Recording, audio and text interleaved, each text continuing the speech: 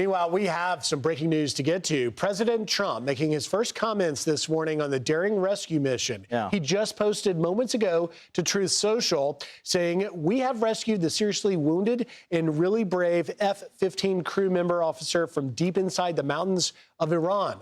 The Iranian military was looking hard in big numbers and getting close. He is a highly respected colonel. This type of raid is seldom attempted because of the danger to man and equipment. It just doesn't happen." The second raid came after the first one, where we rescued the pilot in broad daylight. Also unusual, spending 7 hours over Iran. An amazing show of bravery and talent by all. We'll be having a news conference with the military at the Oval Office on Monday at 1 p.m. Eastern. God bless our great military warriors. So there's the president speaking out for the first time, confirming what we knew about the daring, bold, dangerous level that this rescue, both of them, entailed. Yeah, you know, this administration, Secretary of War Pete Hegseth, and of course, our president have set the bar very high for daring rescue missions. I mean, here we are just off of the Maduro, you know, impeccably executed capture. Then we had the pilot who was rescued, again, under very unusual circumstances, as you said, in daylight. And then this one lost pilot who found his way into the mountains there in Iran, in the heart of enemy territory, with the Iranian regime placing a bounty on his head of up to $60,000, with all these Iranians searching for him, looking for him. He hides in these crevices. And somehow our amazing military is able to go in and capture him. And we have to thank our president for this Easter miracle, because he has not left the Oval Office. He is just clued in and determined to get him out. And boy, it happened. It happened. And what's interesting, you heard Brent Sadler, if you were watching earlier, talk about the debacle in the desert, lay those, 46 years ago. All the way back in 1980. And so, you know, these things can go south, obviously, very, very quickly. And we had great concern here on the couch, as I'm sure millions of Americans did. What would happen if the Iranians happened to catch this particular Wizzo and then paraded him out for the world to see? And instead, we wake up this morning to fantastic news that the American military, and I thought Trey Yingst really nailed it in his last report. The coordination, the collaboration that it takes to pull off something like this is nothing short of extraordinary, and it is fantastic news and indeed an Easter miracle. Yeah, and you mentioned Trey Yingst. With that, let's go to Trey live in Tel Aviv with the very latest. And Trey, we understand you have brand new reporting from a senior official. What can you tell us? Yeah, guys, good morning. I just spoke with a senior U.S. official who provided new details on the intelligence behind the scenes to rescue this U.S. service member. The official telling Fox News it wasn't until Saturday morning that the CIA was able to confirm the location and that this was the individual they were trying to rescue. There was concern among the American government that this was an Iranian campaign to try and lure in U.S. forces and ultimately attack them. I understand, according to this official, that on Saturday morning, the CIA was able to locate and confirm the individual, at which point the plan went into motion. The CIA director made sure that the U.S. Secretary of War, the Joint Chiefs Chairman, and the president himself were aware. And I'm told that within 8 hours, U.S. planes were on their way to Iran, and within 12 hours, there were boots on the ground to rescue this U.S. crew member. As all of this was taking place, there was a deception campaign behind the scenes. I'm told by this U.S. official that the CIA leaked through multiple sources. They were trying to move a valuable package out of the country through a maritime exfil. This was meant to draw the Iranian army away from this area where the U.S. crew member was located. Ultimately, this was successful, and as a result, this was a historic operation that combined both U.S. intelligence and the military ability on the ground to get this U.S. crew member out of enemy territory.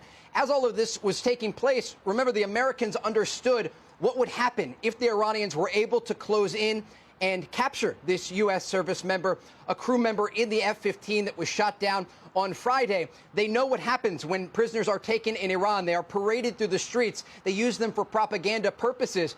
And it spoke to just how sensitive this operation was and why it was so important to get not only the intelligence right, but also to have the special forces prepared and in place to enter into enemy territory south of the city of Isfahan and ultimately conduct this operation that led to this U.S. crew member being safely evacuated from Iranian territory. So again, a lot of moving parts here, but Fox News can report, according to a senior U.S. official, that on Saturday morning, the CIA was able to locate and confirm where the U.S. service member was, just south of the city of Isfahan, and that is when this plan got into motion with those U.S. forces headed into Iranian territory to successfully evacuate their colleague.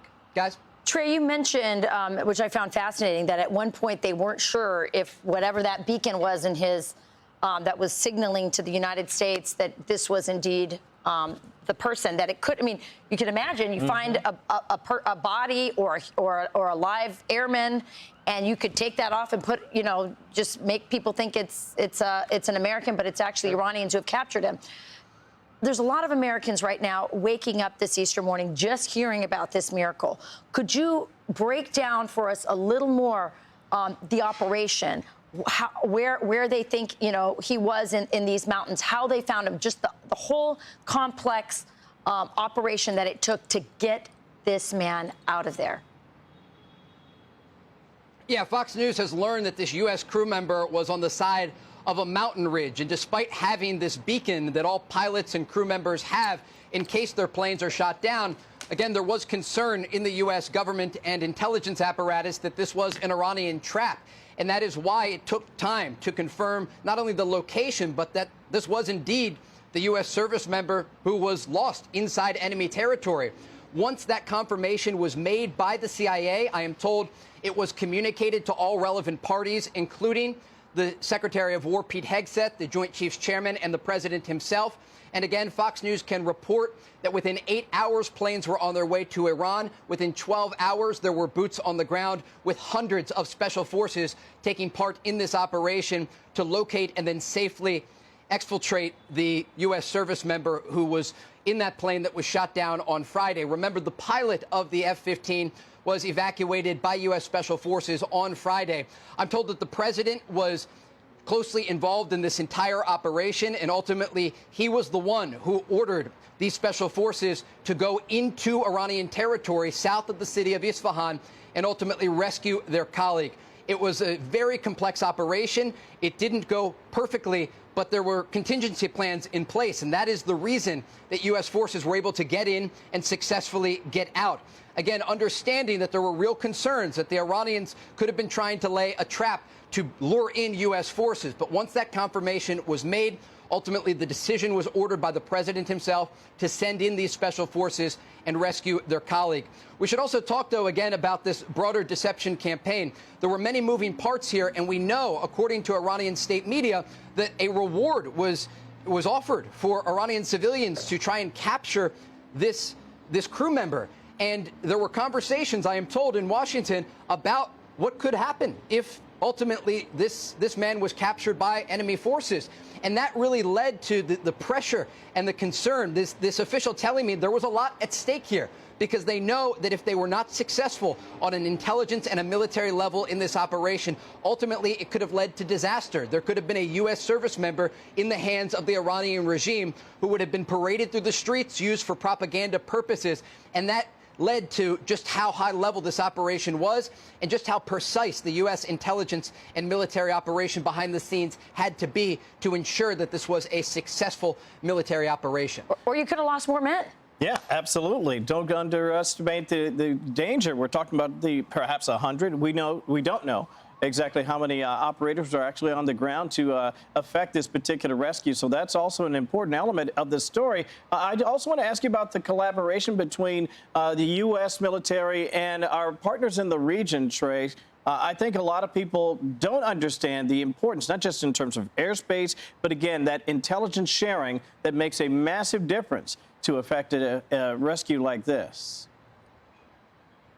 Yeah, earlier today, I spoke with a senior Israeli official asking about the involvement of the Israelis in this operation. And they once again credited the United States military and the intelligence apparatus that led to the successful exfiltration of this U.S. service member from Iran. But they said also in part, quote, when you watch an operation like that unfold in real time, the distinction between their pilot and our pilot becomes less relevant. The expectation is the same. You bring him home. And I think, again, that speaks to the reality on the ground. U.S. and Israeli forces are flying side by side over the skies of Iran. U.S. and Israeli intelligence are working hand in glove to ensure that Operation Epic Fury is successful. And again, there were contingency plans in place for something like this happened, with the F-15 being shot down on Friday. And there will be difficult days ahead. We've heard from the president himself and from the Secretary of War, Pete Hegseth. But the reality is that the United States is decimating the Iranian regime. They are systematically taking out military targets day in and day out. Each and every hour, there are U.S. fighter jets over the skies of Iran. And despite the fact that you hear Iranian officials trying to claim that they have control over the skies of their country, last night is a great example showing how they do not have that control. Hundreds of U.S. special forces on the ground inside of Iran conducting this high-level operation. And this is in addition to the thousands of sorties flown by U.S. and Israeli jets over the skies of Iran that continue not just to target Iranian leadership, air defense systems, production lines, and many of the military structures that are allowing the Iranian regime to attack U.S. forces and allies across the region. And so while Iran may continue to launch missiles and drones at Gulf countries and at Israel, the reality is they no longer have the production capabilities that they had before Operation Epic Fury. And even if this operation were to end today, they are set back decades in their ability to threaten U.S. interests across the Middle East. This operation will be studied for decades to come at war colleges here in the U.S. Let me just ask you quickly, for our viewers just waking up, learning all these details, you mentioned earlier it didn't go 100% to plan. I think you're referencing the fact that one of our aircraft had issues and then had to be destroyed so that technology would not fall into Iranian hands? Reports do indicate at least one American transport plane malfunctioned just south of the city of Isfahan and was ultimately destroyed. But again, this was part of a larger contingency plan that the United States military had. When you're sending hundreds of special forces deep into enemy territory, it's never simple. And we have seen that around the world when you look at the ability of the U.S. military on an intelligence and military front. It is unmatched. And the official that I spoke with earlier in the United States indicated that this operation could not have been done by any other military in the world. It took, according to this official, the leadership of President Trump, the CIA, the Department of War, and others working together to ensure that this U.S. service member was safely extracted from enemy territory, understanding that if this operation was unsuccessful, it would have been a disaster. And this U.S. service member could have fallen into the hands of the Iranian regime. And so, again, this just speaks to the coordination that was happening behind the scenes. And again, Fox News can report that on Saturday morning, the CIA was able to locate and confirm this U.S. service member in a mountain ridge south of the city of Isfahan. And that is when the appropriate calls were made to relevant parties, including the Secretary of War, the Joint Chiefs Chairman, and the President himself, who ultimately ordered this operation. And within 12 hours, we can report there were U.S. Special Forces on the ground inside of Iran rescuing this U.S. service member. Yes. Behind enemy lines. Incredible reporting. Yeah. Trey Yingst, live for us in Tel Aviv. Trey, thank you. Thanks, Trey. Thank you so much, Trey. I'm Steve Ducey. I'm Brian Kilmeade. And I'm Ainsley Earhart. And click here to subscribe to the Fox News YouTube page to catch our hottest interviews and most compelling analysis.